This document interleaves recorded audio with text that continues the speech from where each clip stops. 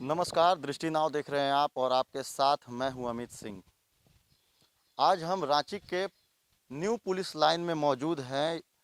यहां पर रामपोदो लोहरा रहते हैं जो कि पुलिस की वर्दी सीकर अपना जीवन यापन करते हैं। रामपोदो लोहरा एक समय कुंदन पाहन जो कि नक्सली कुंदन पाहन के दस्ते में सक्रिय सदस्य हुआ करते थे। कुंदन पाहन के जो दस्ता था उसका जितना भी वर्दी सीने का काम इन्हीं के द्वारा किया जाता था। लेकिन इन दिनों रामपोदो लोहरा काफ़ी परेशान हैं।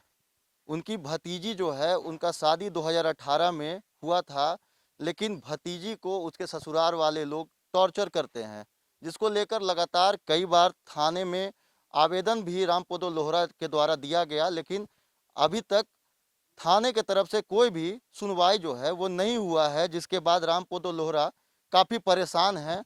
हमारे साथ अभी रामपोदो लोहरा जी यहीं पर मौजूद हैं।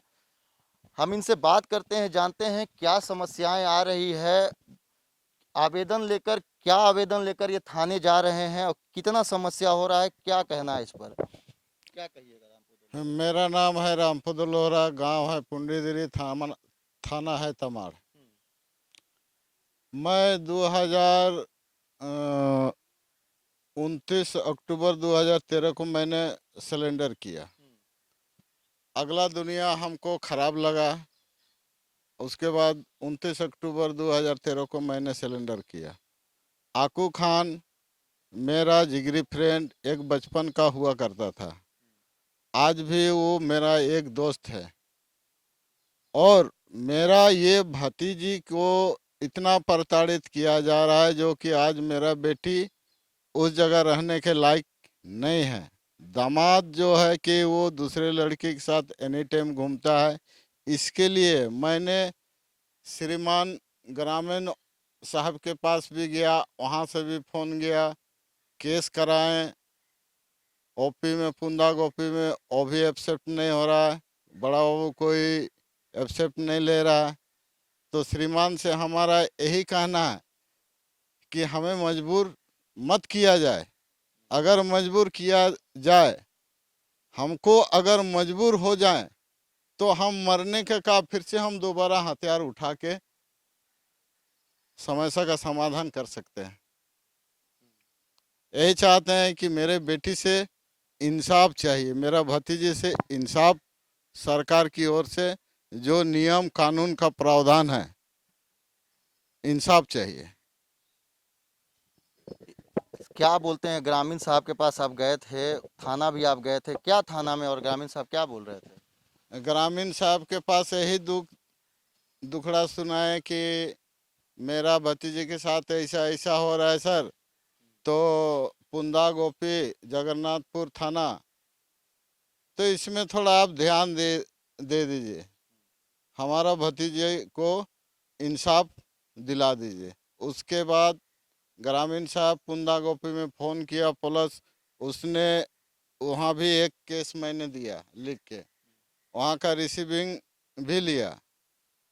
उसके बाद पुंदाग ओपी जब जाता है तो वहाँ हम लोग से कोई बातचीत और कोई वहाँ वैल्यूएशन कोई सिपाही देता है ना, बड़ा बाबू खुद देता है। हम पूरा मजबूर हैं।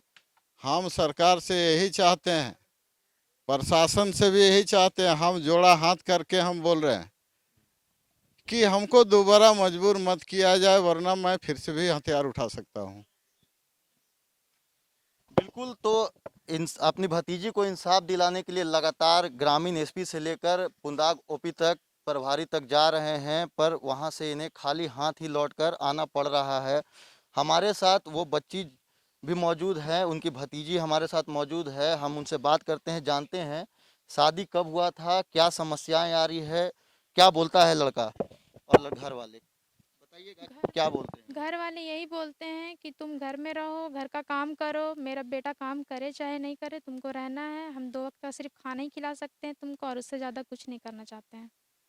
तो तो मेरा आपको दिक्कत क्या हो रहा है? दिक्कत यही हो रहा है कि मेरे पहला बच्चा मेरा ख़राब हुआ है।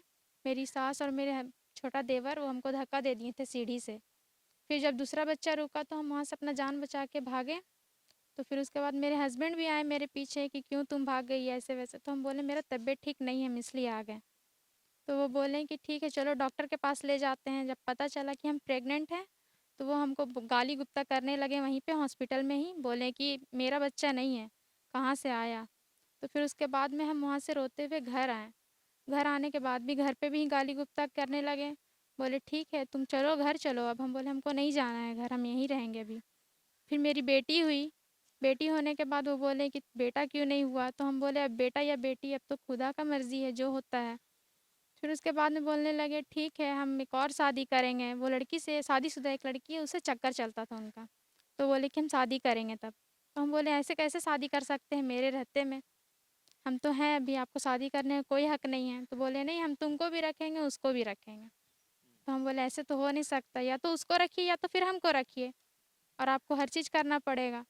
तो वो बोलने लगे नहीं हम तुमको नहीं रखेंगे, ना तुम्हारे घर से पैसा आता है, ना हमको अच्छा दहेज मिला है, ना कुछ भी मिला है। तो आपके सास ससुर क्या इसमें ऑब्जेक्शन लगाते थे? जिस तरीके से आप बता रही हैं तो उसमें सास ससुर, आप जॉइंट फैमिली में रहती थी। जी, मेरे ससुर तो नहीं है, मेरे सास है। और मेरा छोटा वाला देवर भी हमको बहुत ज़्यादा टॉर्चर करते थे। वो मारने के लिए भी उठे हैं और हमको मारे भी हैं वो। वो बोलते थे कि आपको दहेज के साथ ही नीचे फेंकेंगे, और क्या दहेज दिए हैं, आपको बकरी की तरह कूट के रखेंगे। बहुत किस्म का हमको बोलते थे घर से बाहर निकलना नहीं है, किसी के पास ना आना ना जाना। कोई भी मेरे पास आता था तो उनको भगा देते थे, या हम किसी के पास जाना खोजते थे तो जाने नहीं देते थे। मतलब बहुत ज़्यादा ही टॉर्चर होता था हमको। आगे क्या? आगे यही है, हमको इंसाफ चाहिए और कुछ नहीं। थाना भी जाते हैं तो कुछ नहीं होता है, खाली बोलते हैं लिख के दो, लिख के देते हैं तो कोई एक्शन नहीं लिया जाता है। तो ऐसे कैसे चलेगा बताइए। हमेशा मतलब आए दिन लड़की के साथ ऐसा होगा तो ये अच्छा नहीं है ना। फिर आगे दिन हम जाके कुछ कर लेंगे तो फिर आगे दिक्कत ही है। आपकी एक बच्ची भी है, भविष्य में उसको कैसे संभालिएगा? संभाल लेंगे हम, बहुत बोल तो रहे हैं कि मेरे हस्बैंड कुछ करते नहीं है, लेकिन मेरा एक पार्लर भी है, हम पार्लर भी करते हैं। उनको मेरे ही से पैसा चाहिए, कुछ भी घटता है तो हमसे ही मांगते हैं वो कि हमको तुम दो। और वो कुछ करना नहीं चाहते हैं, बस बोलते हैं कि हम ज़मीन वाला काम कर रहे हैं, ये कर रहे हैं, वो कर रहे हैं। खर्चा मांगते हैं तो बोलते हैं खर्चा क्यों चाहिए, तुम अपना मायके में हो ना, तुम अपना घर से मांगो खर्चा। जब पुलिस के पास जाती हैं तो क्या बोलते हैं? थाना गई हैं?